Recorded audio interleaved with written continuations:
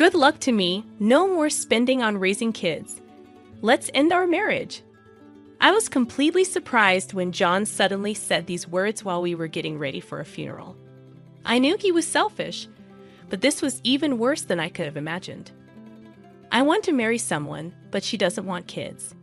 If Charlie is still alive, I'll keep losing money on child support and medical bills, right? Oh, what a relief. It felt terrible that this man was Charlie's father, but I agreed to the divorce. My mind cleared, but inside I was boiling. I agreed to the divorce. Yeah, then I'll take the house, so leave as soon as possible. Just wait until the funeral's over. Fine with that. John left on the day of the funeral. I read Charlie's will. Jane turned pale while relatives glared at him with fierce faces. It was time for a counterattack. I'm Natasha, a 42-year-old housewife. I used to translate for a company, but now I freelance. My husband John is 45, 3 years older than me. We married when I was 29, and he was a client at my company. The next year, our son Charlie was born, but John, being selfish, hardly helped raise him. Charlie was delicate since birth, frequently in and out of the hospital. I often blamed myself for not giving him a stronger body. But despite his struggles, he bravely faced treatments and held on for 12 years. Things got worse around his 12th birthday. During his first rainy season, constant coughing plagued him. His body rejected food, and his fever wouldn't break. We hurried him to the hospital, tried 4 treatments, but his symptoms barely improved. Mom, sorry for being in the hospital again. No need to apologize. You'll get better, right? Yeah, I'll do my best. With a weak smile, Charlie spoke. Tears welled up in me, but I held them back, not wanting to show weakness in front of him. After Charlie finally dozed off, I called John, but no matter how many times I dialed, he didn't answer. Thinking he might be in a meeting, I switched to messaging. John replied the next morning. Seeing his message, I called him immediately, and this time he answered right away. What's up so early? Don't give me that. Why won't you come? Charlie's fighting so hard. Well, my presence won't cure him, right? And by the way, the hospital bills must be adding up. Tell the doctor to bill him quickly. What? How can you say that? Can't hear you. I'm off to work. Wait. John hung up without listening. He had always been indifferent toward Charlie, but this level of cruelty was new. I gripped my phone, shaking with anger. Even as the rainy season gave way to summer, Charlie's health didn't improve. Doctors doubted he'd make it to winter, so I scaled back my work to be with him as much as I could. Mom, you've been with me all day lately. Is your work okay? It's fine. I'm handling everything from home, so don't worry, if you say so. Charlie didn't seem convinced. He probably thought my work had slowed down because of him. After that chat, to spare him stress, I started bringing my laptop and working right in front of him. Charlie loved books and spent most of his days reading. He also enjoyed studying and would join the hospital school when he felt up to it. I wanted to let him do anything he wished, but John wasn't happy about it. Not only did he avoid visiting Charlie, but he also complained constantly at home. Hey, is that kid still not discharged? Staying in a private room, huh? What a waste of money. How can you say that when your son is fighting so hard? Why don't you visit him for once? I'm busy, okay? You visiting him is enough. John's attitude never changed, and he never visited Charlie in the hospital, despite being his father. I knew Charlie must be lonely, but I understood that forcing John to visit against his will wouldn't help, so I didn't push it further. By now, John often came home late, smelling of alcohol. He claimed it was for client entertaining, but lipstick on laundered shirts and motel receipts hinted at an affair. He had no time for Charlie, but made time for another woman. My love for John had faded, but I hesitated to divorce him, fearing it would upset Charlie. Despite my feelings, I endured it. Meanwhile, Charlie's health deteriorated. Summoned by his doctor, I received shocking news. I'm sorry, but he only has about a month left. What? Doctor, can't you do anything? As tears streamed down my face, The doctor assured me, "We'll do our best until the very end." For the next half month, we continued treatment, consulting with the doctor. However, Charlie's condition continued to weaken. "Am I going to be gone soon?" "What are you saying? There's so much more you want to do, right?" I encouraged him with those words, but privately cried away from his sight. When the doctor finally declared further treatment futile, I decided to bring Charlie home for his final moments. "Are we going home?" "Yes," the doctor said. "A change of scenery for a few days would be good." "Yay." Charlie's weak yet childlike response made me fight back tears. I informed John, but all he said was "etch" and left the house. This man is beyond redemption. I had completely lost hope in him. The discharge was set for the next evening, so I busied myself with preparations and paperwork. While packing Charlie's belongings, he suddenly asked me, "Mom, do you love Dad?" Taken aback by the sudden question, I stopped what I was doing. Charlie continued without waiting for my response. "Dad doesn't seem interested in me or you, so if you don't love Dad, I want you to divorce and live your life." Charlie must have sensed that things weren't going well between John and me, but as a parent, I couldn't let him worry about us until the end. I quickly put on a smile and replied, "What are you talking about?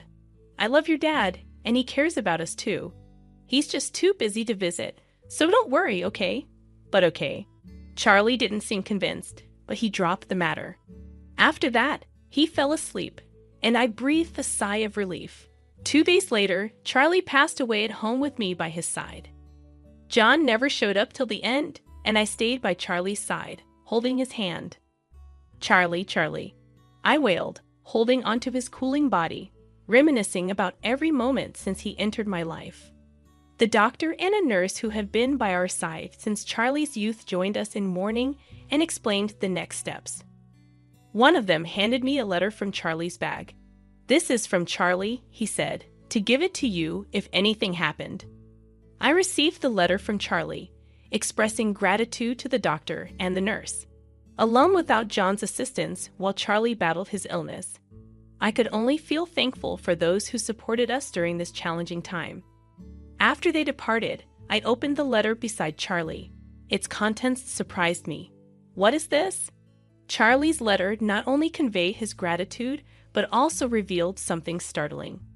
Even as the funeral director discussed arrangements, I found my mind consumed by the letter's contents.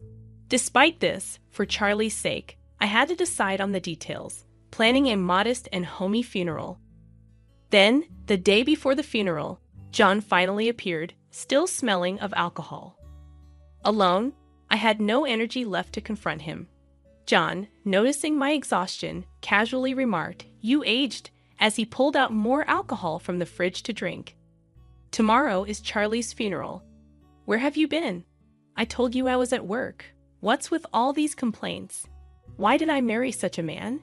No, without him, I wouldn't have met Charlie." My mind was in turmoil. Charlie is no longer with us. Oh yeah, that's right. His attitude, as if Charlie was some distant relative, filled me with simmering anger. But arguing with him was pointless, so I decided to focus on the funeral arrangements for the next day. Good fortune for me, no more child-rearing expenses. Let's get divorced. What? I couldn't conceal my shock when John suddenly uttered this during the funeral preparations. I knew he was selfish, but this was too much. There's a woman I want to marry, but she doesn't want kids. So with Charlie alive, the child support and medical expenses would drain my money. Ah, what a relief. How terrible I felt a chill run through me that such a man was Charlie's father. As my mind cleared, my anger surged. Fine, I agree to the divorce. All right then, I'll take the house. Get out as soon as you can. Just wait until after the funeral. Is that okay? John left on the date of the funeral. I read Charlie's will. John turned pale, and relatives glared at him with fierce expressions. Now it was time for my counterattack. The will, penned by Charlie, exposed John's affair. Until I read the will at the funeral, John had been playing the role of a grieving father, loudly crying. How could there be such a letter? No, it's not true. It's a prank, right, Natasha? I felt sorry for not visiting because of work, but this is too much. John tried to deny it, appearing pathetic. I silently took out an envelope from my bag and thrust photos in front of John. What? You took pictures? Disturbed by being caught in a photo, like being seen with the woman, arm in arm within this picture. Ah, no. As John stumbled over his words, his face still pale, I smiled sweetly and asked the relatives to pass around a few photos.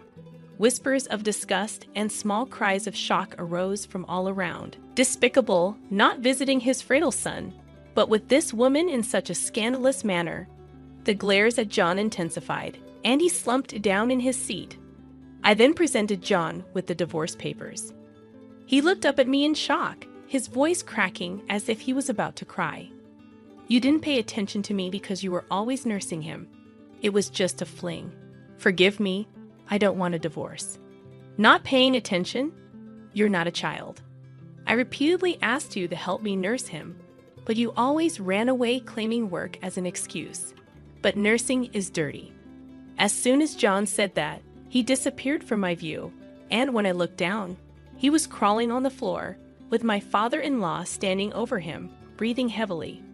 You, what do you mean nursing your own son is dirty? Enough with the jokes. A parent who doesn't care for their child isn't a parent at all. You're the lowest of the low. My in-laws had always adored Charlie. They celebrated every hospital discharge with a meal, bought Charlie his favorite things, and never missed a visit. They had been covering for John, believing his excuses about being busy at work, never imagining their son could be such a disgrace. Tears streamed down their faces as they glared at John, who sat in disbelief, clutching his cheek where he'd been struck. Natasha, I'm so sorry. We had no idea. If we knew he was such a man, we would have encouraged you to divorce him sooner. We are truly sorry. They began to bow deeply, and I hurried to lift them up. It wasn't their fault. Charlie loved his grandparents, and their presence was one reason I hadn't divorced John. You guys are not to blame. Look, Charlie's letter says thank you and stay healthy. Charlie and I both love you very much, Natasha. Thank you, sorry, Charlie. My mother-in-law hugged me, sobbing quietly. My father-in-law was also crying, apologizing to me. John, finally coming to his senses, stood up and pointed at me, yelling, "Don't be ridiculous. She's just an old lady who couldn't even take care of her husband, a failure of a wife." As my father-in-law lunged towards John, I stepped in front of him. John looked at me with a fearful yet defiant glare. What, you got something to say? Not really. This is reality. No one here is on your side. And make sure to pay back the money you've borrowed from many people, haven't you? How do you know about that? At my words, relatives who had lent John money began murmuring after reading Charlie's letter. I had informed the relatives about John's extravagant spending on a woman from a nightclub who enjoyed luxury items and overseas trips. John, funding all of it, could never afford such a lifestyle on his salary alone. Realizing this, I checked if anyone had lent him money. And to my surprise, it wasn't just John's relatives, but mine as well.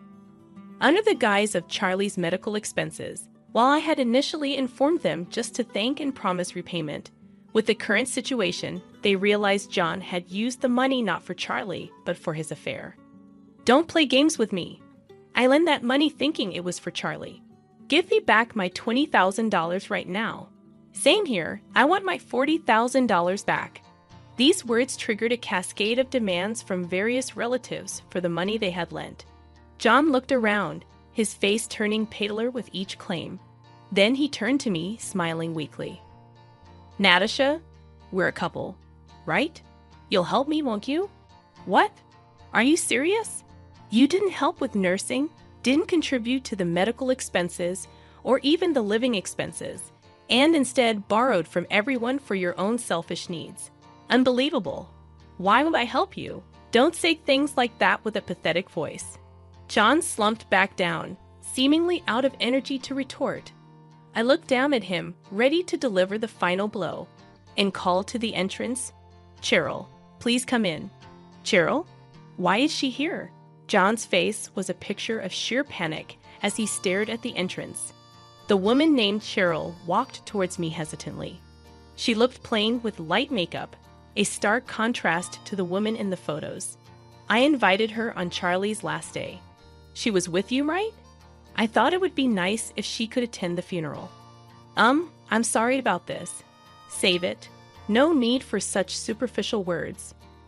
Cheryl closed her mouth tightly at my response, her face as pale as John's. I handed her some documents.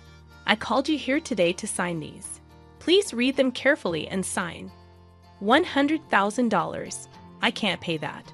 It's impossible. It's not for you to decide whether you can pay or not. Cheryl pleaded with me through her eyes, but I wasn't ready to let her off the hook easily. John, trembling, positioned himself between Cheryl and me. What now? It's my fault, so please forgive Cheryl.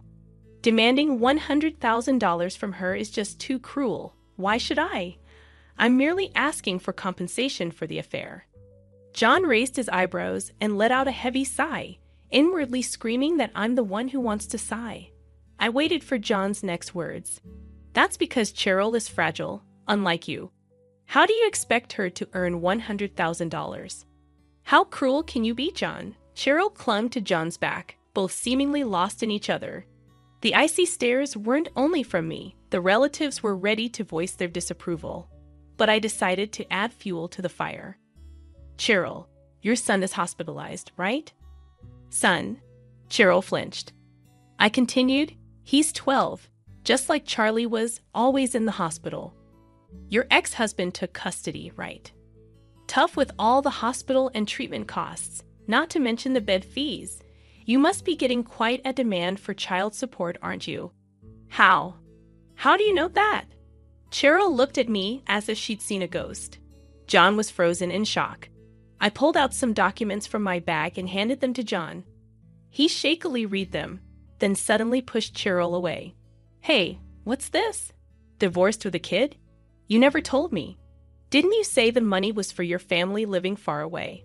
I didn't lie. My son. Son is my family. So I've been with a used woman. Where's the true love you were after? My money?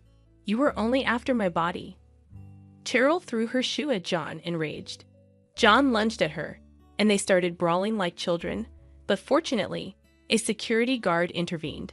I approached the disheveled pair with a smile. John, please sign the divorce papers and arrange for the alimony. Cheryl, I won't reduce your compensation by a single cent.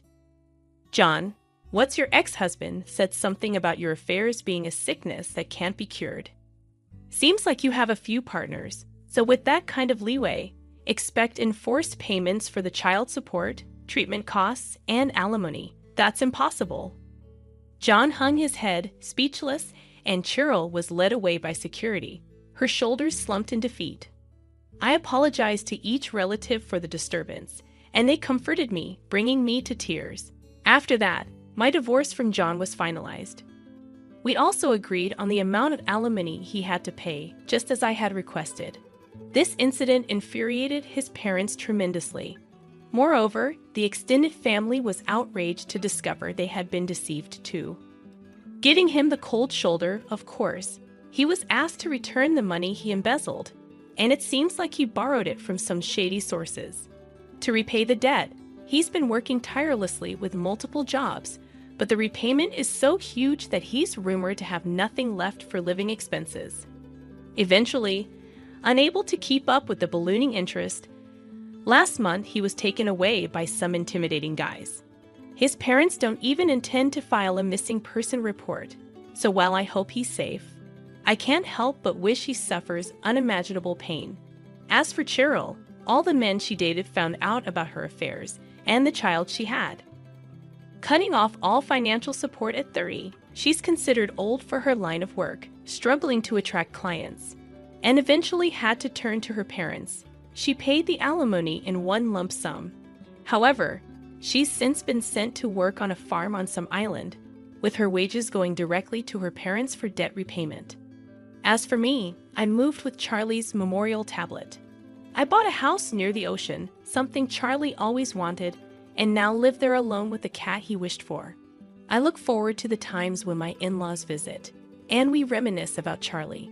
Another letter from Charlie arrived for me. In it, he wrote in slightly blurred script about his gratitude. Apologies for leaving for heaven first, and his wish to be my child again in another life. The letter ended with, "Mom, stay true to yourself, stay healthy, and live a long life," inspiring me to live my life for Charlie. Despite the sadness of not seeing my beloved child grow up, I'm living each day to the fullest. My name is Ava, and at 34, I share my life with my husband James. We both work for the company my father-in-law founded, even though he has retired. My father-in-law, a visionary entrepreneur, transformed a small construction company into a massive enterprise with an annual revenue of $250 billion. Despite his forceful approach, everyone admires his remarkable business acumen. James, chosen to succeed his father, grew up as a pampered child with a gentle character. Unfortunately, this gentle nature may not serve him well in the cutthroat world of business. In reality, he is incredibly indecisive, and I've started to question his suitability not just as a husband, but also as a CEO. James has even admitted that he's not cut out to be a CEO, and might end up being just a figurehead. We've been married for 5 years, and lately I've become frustrated with his lack of initiative.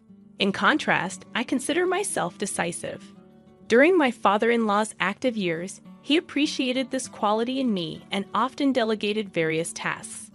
Before marrying James, I worked at a bank, managing finances, and always keeping the numbers in mind. Initially planning to become a full-time homemaker after marriage, my father-in-law requested that I work for the construction company. As I started working, he began involving me in board meetings, seeking my opinions on management matters. While the board members were initially skeptical, my consistent and relevant insights earned their respect.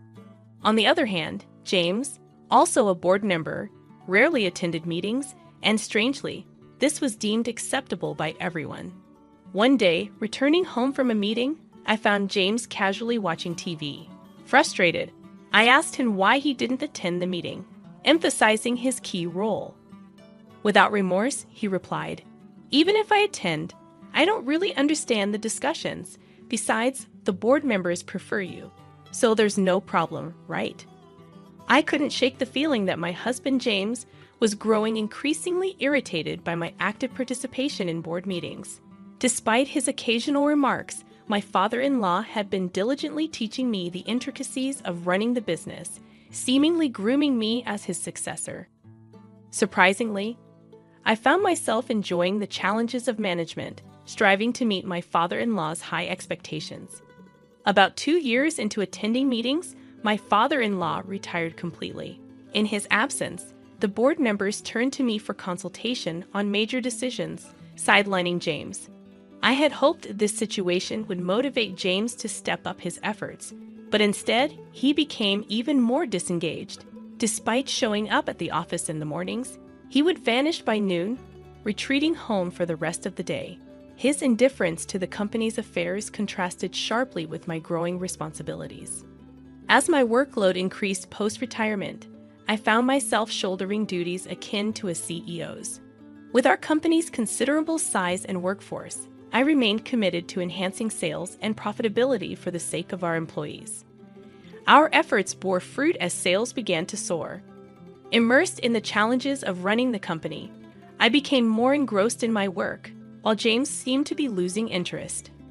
Our conversations at home dwindled, and tensions crept into our relationship. Amidst this strain, James casually mentioned meeting my sister, Megan, for lunch. Megan, 2 years my senior, had recently divorced amid scandalous infidelity, which led to a tumultuous confrontation at our parents' home. James, with his gentle upbringing and calming demeanor, had intervened to diffuse the situation, earning Megan's admiration. "Megan mentioned something about you today," James remarked nonchalantly. He handled my raging husband so effortlessly. Megan had told me. Megan couldn't stop praising James, her husband, even in the depths of anger, must have been disarmed by James's calm and easygoing demeanor. Megan managed to finalize her divorce, albeit with alimony payments, but the incident seemed to alter her perception of James. Previously, she viewed him as merely a rich, indecisive son, not particularly attractive. However, after witnessing his intervention, she seemed to regard him as a respectable business owner. As a newly single woman, Megan, drawn to wealth, saw James as a catch, a sentiment I couldn't fathom amidst my work-focused mindset. Little did she know, James was merely a figurehead in the company, lacking actual managerial duties. Megan's ex-husband, an elite employee of a foreign company, had once boasted to me at their wedding, flaunting his looks, intellect, and stylish demeanor. His betrayal perplexed me, for why would she cheat on such a remarkable husband? 3 months after James mentioned lunch with Megan, I returned home to find him unusually serious, his demeanor hinting at impending news. With a pounding heart, I waited for him to speak. And when he finally did, his words shook me to the core. Actually, Megan is pregnant with my child, and I want a divorce, he confessed, leaving me stunned and speechless. As if that revelation wasn't enough, he added that Megan intended to discuss matters on our next day off. Bewildered, I asked if he intended to marry my sister. With a troubled expression, James replied, "It's not that I want to marry her, but as she's carrying my baby, I suppose I have no choice." I sighed, accustomed to James's indecisiveness, and responded, "Well, if she's carrying your baby, I suppose it can't be helped. Let's discuss this when she comes over." It felt as though James and I couldn't make decisions together, prompting me to meet directly with my sister to resolve matters. Despite having already made up my mind about divorce, I felt the need to consult my father-in-law regarding the company's situation. As the daughter-in-law of the founder, I played a significant role in running the business. But a divorce would distance me from it. The following day, I visited my in-law's house and relayed my husband's words to my father-in-law. My mother-in-law, initially thrilled about the prospect of a grandchild, fell silent under my father-in-law's stern gaze. It appeared that she was more concerned about the grandchild than the company's management. After contemplation, my father-in-law smiled and expressed his desire for me to continue overseeing the company, disregarding James' actions. His prioritization of the company's management over his son or grandchild highlighted his commitment, despite having retired. With the job situation settled, it was time to address the future with my sister. On our day off, she arrived at my house with a triumphant smile, expressing pity that I couldn't conceive. She offered me consolation money and demanded that I leave the house immediately. Shocked by her audacity, I turned to James, who remained silent throughout the exchange. Despite being the root cause of the problem, his indifference appalled me. I calmly suggested involving a lawyer to resolve the issue of alimony and property division properly. Never did I imagine that my own sister would fall for a man like James. I responded to my sister's ironic remark with a touch of sarcasm, prompting her to glare at me sternly. However, she quickly regained her composure. In that moment, it dawned on me that she had come to realize the importance of character over looks and wealth. With a restrained laughter, I acknowledged her newfound understanding and commented, "That's great.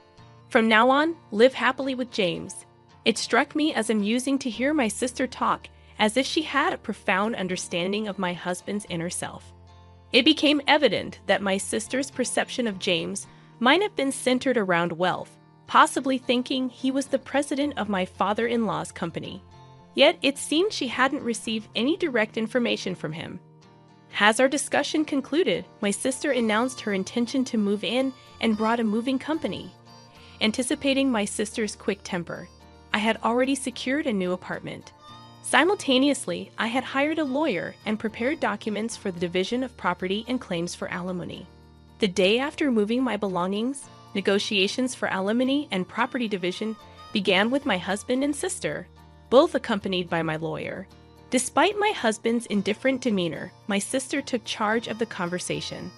"As I mentioned before, I'm willing to pay as much alimony as you want, so please decide at your convenience," she declared. In response, my lawyer decided to also pursue alimony from my sister, considering her ongoing payments to her ex-husband. While my lawyer had cautioned that claiming alimony from her might be challenging, my sister's assurance opened the door for a claim. When the discussion shifted to property division, my sister confidently asserted, "This mansion is originally James's family's, so it shouldn't be part of the division, right?"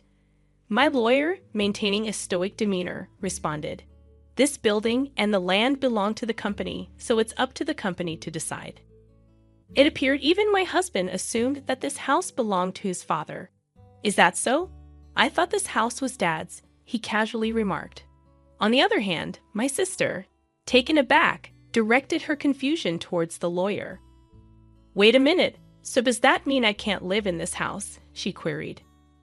The lawyer, maintaining a professional demeanor, clarified, "Since it's company property, you can continue to live here if the company allows it." My sister, visibly relieved, responded, "Oh, you should have said that earlier. It'll be fine since James, the president, will be living here." The lawyer, momentarily surprised, burst into laughter. "What are you talking about? Ava is the president, not James," he revealed, to my sister's shock. She immediately turned to my husband, demanding an explanation. "Ha, James, you're not the president?" Stepping in to clarify, I explained to my sister that James was merely an advisor without executive rights, while I held the position of executive director and president. Our father-in-law, the founder, had appointed me to these roles upon his retirement, based on my performance and the approval of other executives. Contrastingly, my husband, owing to his father's arrangement, received an executive salary as an advisor, despite lacking executive duties. Despite its title, his salary was pitiful compared to a regular employee's, reflecting his lack of involvement. Consequently, I managed all our living expenses, including the rent for our company-owned home, which my responsible father-in-law always charged. Amidst the laughter, the lawyer posed a question: "Can we continue to rent this house to James?" My sister reacted strongly to the lawyer's question about rent. "What do you mean by rent? Are you suggesting that I take rent from James? Isn't it the company's property? Just make it free." She insisted, believing the mansion should be provided without charge.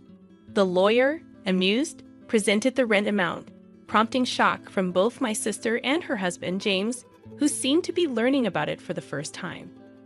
The realization of the substantial rent for such a large house left them concerned about their financial situation. Given James's modest executive compensation, paying such high rent would strain their living expenses. Over their 5 years of marriage, they had depleted their earnings, and splitting the remaining savings was the only option for asset division. After the lawyer left, my sister, now aware that the mansion she had hoped for was rented, felt utterly deflated. James, with his usual grin, agreed when I suggested returning to his parents' house, where his mother was ecstatic about the pregnancy news. While I contemplated this decision, I couldn't help but find it amusing how much consideration I was giving to a man about to be my ex-husband. Despite my concerns about his unreliability in raising a child, I decided to leave it as none of my business. Turning to my sister, who had seemingly forgotten about her own alimony, I asked, "Are you okay with the alimony payment, sis? You seemed pretty confident, but you're also paying your ex-husband, right?" She was stunned, seemingly oblivious to the earlier discussion. "Alimony? I have to pay it too." Her face snapped back to reality, and she expressed astonishment. "In the morning you said, 'I'll give plenty of alimony,' but you weren't expecting me to pay it, right? My salary is really low." James and my sister exchanged surprised glances, and I couldn't help but find their situation pathetic. While I had already obtained signatures on the divorce papers and alimony request documents, their reaction was somewhat amusing. My ex-husband, now married to my sister, had returned to his parents' home, as I had warned. However, constant quarrels erupted between my sister and my in-laws, primarily stemming from the lie about her being pregnant with my ex-husband's child. His mother, hoping for an heir, was furious. My father-in-law, who had disapproved of my sister from the start, fronted the alimony for James but hadn't even spoken to her. Despite her pleas, he refused to pay her alimony, stating he had no reason to be called Dad. Frustrated and unable to secure what she had hoped for, my sister left my ex-husband's family home without a word, seemingly having remarried him solely to bear the burden of alimony, which proved to be a foolish decision. Though my ex-husband considered reuniting with me, his father scolded him, deeming him unfit to have a family. Personally, I had no intention of getting back with him, having lost faith when he cheated on me with my sister. Disgusted by his indifferent attitude, I dismissed him from his executive position, and he now works as a temporary employee. I continued as the CEO, focusing on the company as the core aspect of my life. After the breakup, I had stopped believing in the possibility of remarriage, choosing to remain connected with my father-in-law for advice when needed. For now, my dedication lies in the success of the company, considering it a commitment akin to marriage for the sake of my employees. Hey there, folks! I'm Dina, and I'm here to share a little snippet of my life. I found myself entangled in a situation many of you might relate to, the classic mother-in-law dilemma. Surprisingly, it seems like entitled mothers-in-law are quite a common theme around here. Today, I want to delve into the story of my own mother-in-law, Vivian. From the get-go, it was evident that Vivian had a knack for entitlement and a touch of delusion. It became apparent right after tying the knot with my husband, Carter. Vivian wasn't financially dependent on us, but she did have this tendency to claim ownership of everything around her, dubbing our belongings as hers whenever she laid eyes on them. This behavior stemmed from her insatiable greed and a desire for a luxurious lifestyle that, unfortunately for her, she couldn't afford. For the most part, I managed to keep the peace by keeping my opinions to myself. However, a significant incident changed the dynamics between us. At one point, I had acquired a vintage car that held immense sentimental value to me, a legacy from my late grandfather's will.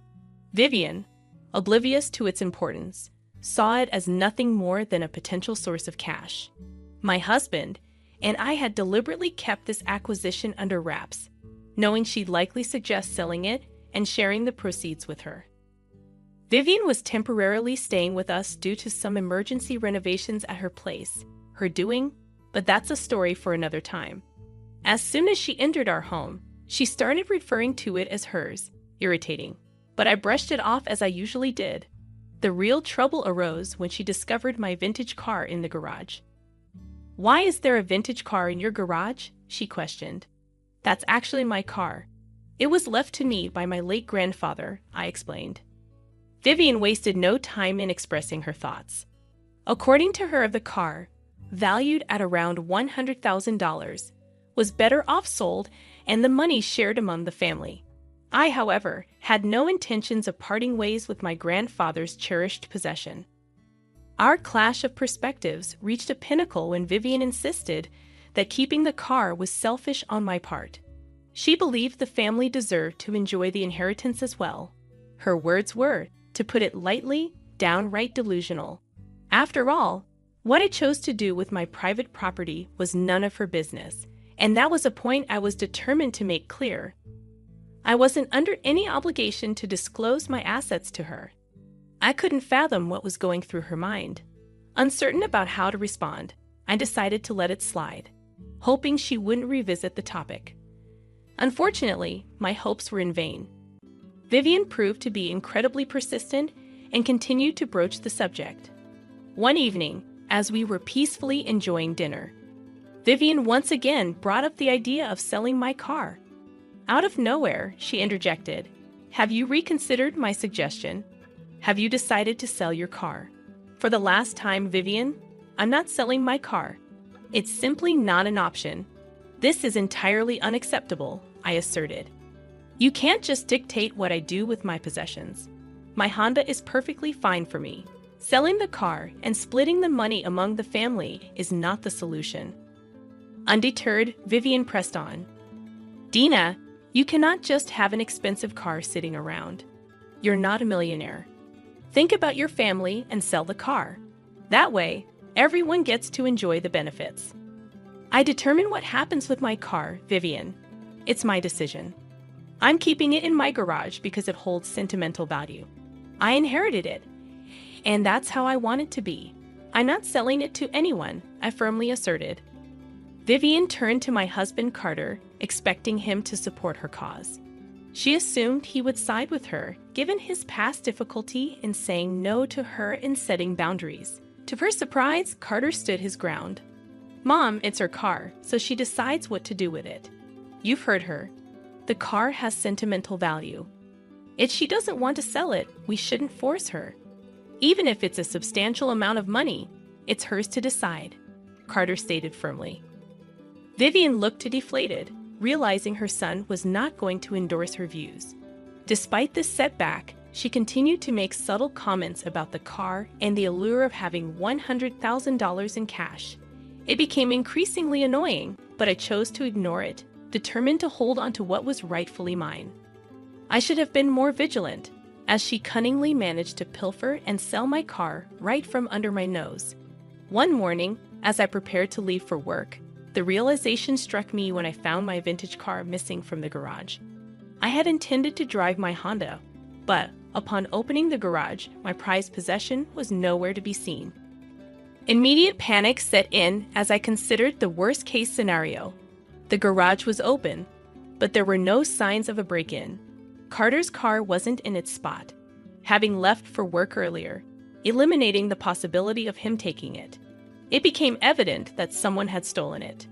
I promptly called my workplace, requesting a day off to unravel this unsettling situation.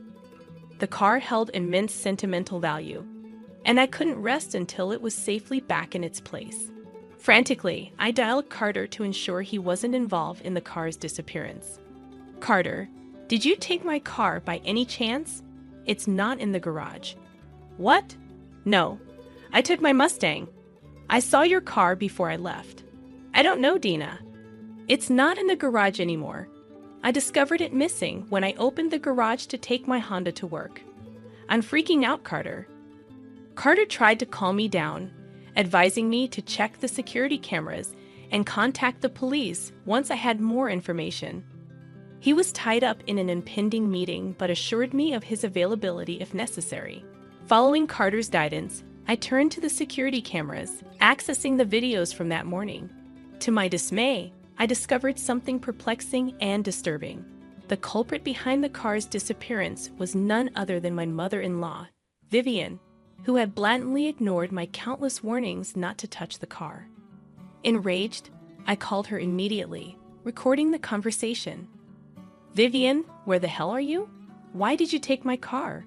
Oh, relax now, will you? I just took it out for a short ride. No, you need to come back right now. I need my car back. I didn't give you permission to use it. It was sitting in your garage, Gina, since you don't want to sell it. I might as well make good use of it. Now stop calling me. I'll come back home when I come home.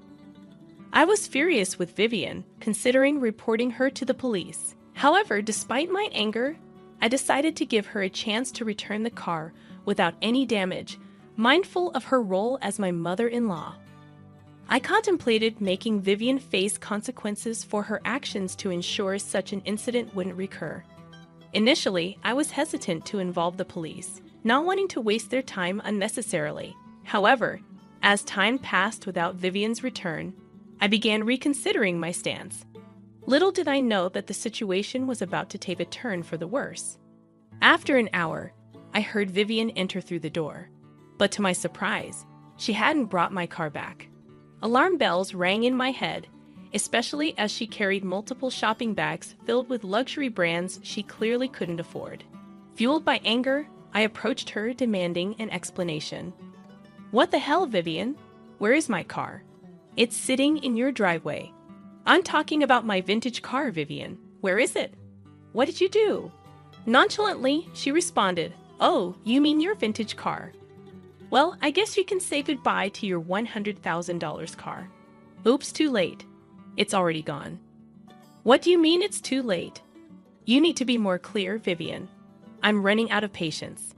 I did what you should have done a long time ago. I sold your car, Vivian stated, displaying no remorse and seeming quite pleased with herself. My anxiety transformed into pure rage. I couldn't fathom what she had just confessed. Trying to keep my composure, I asked, "You sold my car? Are you serious right now?" "Yes, I'm very serious, Dina. I sold your car today itself. It brought in some good money.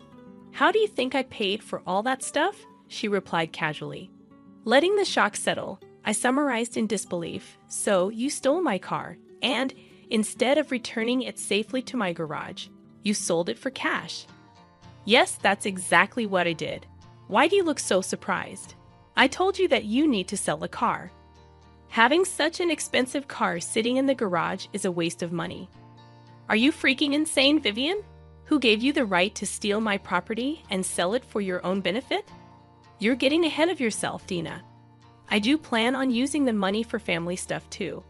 I've just booked plane tickets to Alaska. We'll have a nice time at a ski resort that I always wanted to go to. See, I'm not the only one who'll be enjoying the money. If you behave, I might give you some of the money so that you can buy something for yourself." Vivian's entitlement infuriated me, and I was on the verge of losing my temper. Part of my brain struggled to believe her audacity, but with my mother-in-law, anything seemed possible. Despite my anger, I decided to give her one more chance to rectify the situation. I asserted, "Listen to me, Vivian. You will take your car, drive to the place where you sold my car, and bring it back to me right now. I'll say this only once. Take this as your last chance not to mess up your life." "Are you threatening me, Dina?" Vivian retorted. "Well, that's not going to work. The car is sold. And I already spent some of the money. Besides, I didn't sell it just so you can demand to bring it back." "So, you're saying that you won't bring my car back? I gave you a chance to reserve your stupidity, and you won't take it. Is that right?" I pressed. "God, you're slow, Dina. There's no way I am bringing your car back. Like I said, it's long gone now. You can go drive your Honda for all I care," Vivian replied dismissively. "All right then, don't say that I didn't give you a chance," I concluded. Vivian didn't even bother to hear the last part. She simply took her shopping bags and went to her room. My mind spun with the audacity of this insane woman, but I knew that yelling wouldn't work. I needed to act fast if I wanted to retrieve my car. So I did what any sane person would do. I called the cops and explained the situation. The cops arrived at my house within 15 minutes. By then, I had gathered the papers proving ownership of the car. I welcomed the officers inside, showing them all the evidence, including security footage of my mother-in-law driving away with my car and not returning it. The officers decided to confront Vivian. She came downstairs looking annoyed, but froze when she saw the cops waiting. Trying to play it off, she sweetly greeted, "Good afternoon, officers. What brings you to my home? Is my daughter-in-law in some sort of trouble?" "Mom, your daughter-in-law is pressing charges against you for stealing and selling her car illegally," I interjected. "Oh no, there must be some mistake, officers. As you can see, her car is sitting right in the garage. She's just being mean by calling you here," Vivian protested. "Mom, this is not about the Honda you're pointing at. We're talking about the vintage car that you sold today," I clarified. "There is no vintage car in my house, officers. This might be some sort of misunderstanding." "We are not that rich to own a vintage car," Vivian insisted. "Mom, we literally have paperwork and video evidence of everything. Plus, there is insurance involved. There's no use lying to us," I countered. Realizing her lies wouldn't work, Vivian changed tactics, coming up with a different sort of lie. It was amusing to see her invent some crazy stories to cover up her crime. She looked a little embarrassed as she stammered, "Oh, that one, officers. I might have gotten confused. Yes, she used to own a car like that, but she asked me to sell it, so that's what I did." "Why the hell are you lying to the officers, Vivian? I never gave you permission to even drive the car, let alone steal it," I asserted. "Dina, what the hell? You can't just change your mind like that. Are you doing this to trap me? That is so wicked." Officers, you must understand that Dina is trying to trap me. I swear she gave me permission to sell it. Vivian protested. Oh, really, Vivian? So how do you explain your phone call where I clearly said that you need to bring my car home, and I don't want you driving or touching it? I challenged. What phone call, Dina? You're just talking nonsense, Vivian retorted. I simply pulled out my phone and played the call recording where I was telling Vivian to come home and leave my car alone.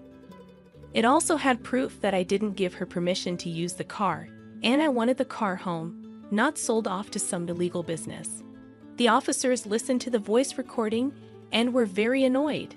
They gave Vivian the most "don't mess with us" look and said, "Are you going to come up with more lies, or is that it?" I can explain. Just hear me out, Vivian stammered. You don't need to do that anymore, ma'am. You can talk at the police station now. You're under arrest for the theft of your daughter-in-law's car, the officers declared. Vivian looked really afraid. She was gulping hard and tears started to well in her eyes. She tried to come up with more lies, but the officers cuffed her without listening. She should have shut up, but her anxiety didn't let her. Instead, she decided to ask me for help. Yes, she literally changed her demeanor within a few minutes. She went from being confident to a scared animal begging for help. She turned to me and said, "Dina, you can't let this happen. You can't make your own mother-in-law get arrested. Think of what people will say." I don't care what people will say, Vivian. You committed a crime and need to be arrested, and I will do anything to get my car back. It's just a car, Dana. There's no reason to get me arrested for that. We can talk and work this out. Trust me, you don't want your mother-in-law getting arrested. We're family. You sure didn't care about my family when you sold my car. You literally sold a piece of my family's history. You don't get to play the family card, I retorted. Vivian was already in tears and kept begging me to let it go. She was delusional and thought that I was going to let her get away with her horrendous behavior. She tried pleading with me until she was taken to the cop car. But before she got in, she shouted at me, "This is not the end, Dana. I will get my son involved. He will put you back in your place." Well, good luck with that, Vivian. I'm sure your son will do what is right. You worry about getting out of jail. I said goodbye to my car, but you will say hello to a lawsuit. You will get nothing. My son will protect me.